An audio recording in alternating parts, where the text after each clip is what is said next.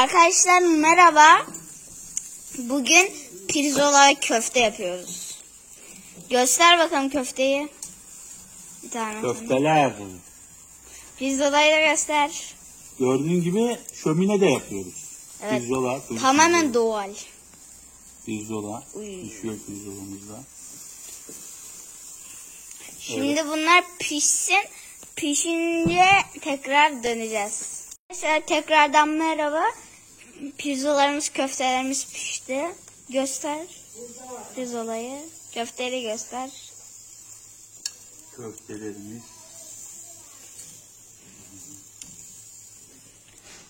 Cimcik.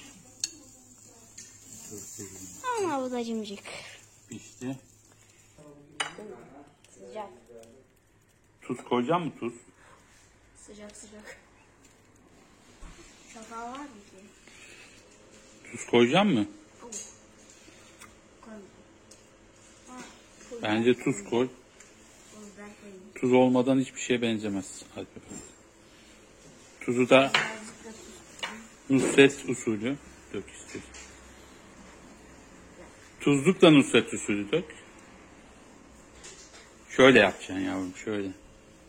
Şöyle bak. Tuzlu böyle tut. Allah. Arkadaşlar tadım. Bakmak çok zor.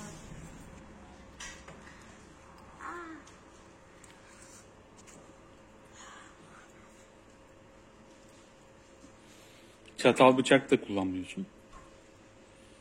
Elle yiyorum diyorsun. Hintli misin sen? Bence çok güzel olmuş. Hadi ya. İçi de pişmiş, dışı da pişmiş. Çok güzel.